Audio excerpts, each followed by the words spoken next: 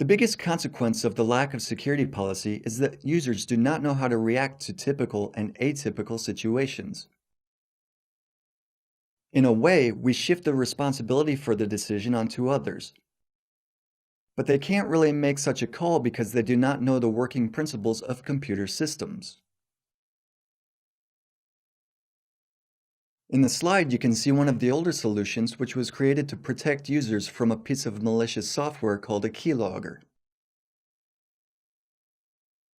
Keyloggers track the keys struck on a keyboard and remember the sequence. They act like a virtual copy of a real keyboard. The solution presented here doesn't seem to be thought through. Every security solution must meet two criteria. It must serve the specific purpose, and it mustn't make it harder to use the program or system it's installed on. The purpose of the solution presented in the slide is to prevent a keylogger from tracking a user's keyboard input. This input may then be used to hijack a session to make online shopping at the user's expense, or to spend users' virtual money. The truth is, however, that this solution doesn't really protect the user from any of these threats. It offers protection against tracking keystrokes only. For example, the computer used to log into MyPay may be infected with malware that doesn't track keystrokes but is able to hijack the system. So the solution presented in the slide is complicated and yet unreliable.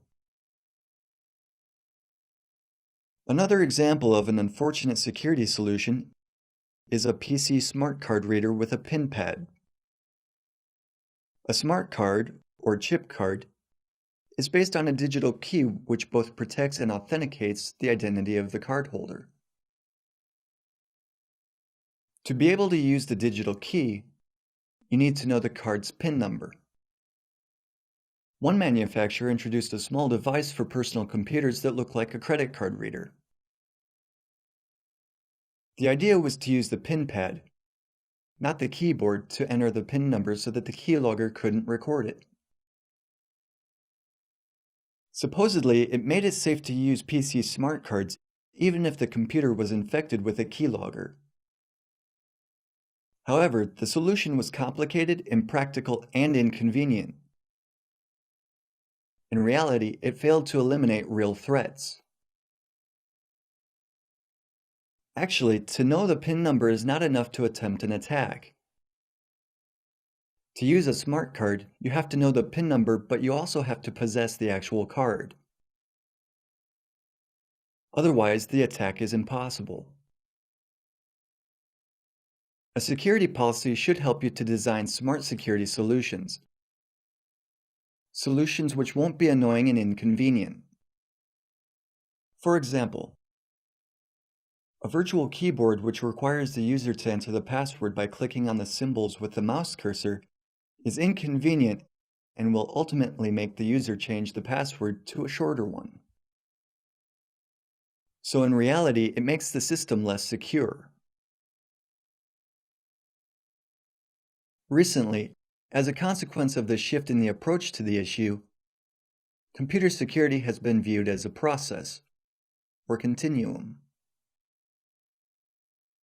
The security process should consist of at least 4 elements: protect, detect, react, restore. First, you should define the resource you would like to protect. Then, you should detect actions that violate the security policy.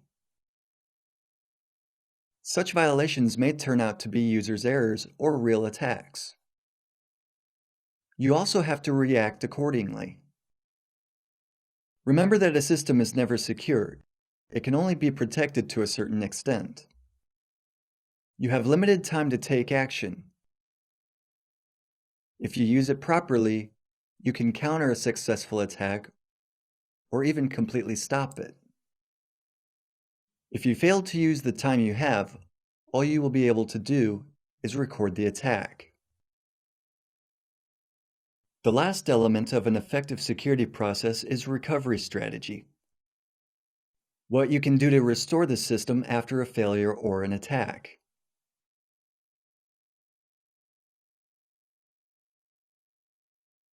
The goal of the security process is not to guarantee that the attack is impossible.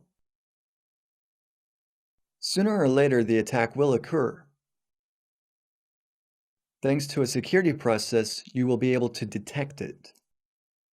Bruce Schneier, who is a computer security guru and a data encryption expert, used to say security is a process, not a product.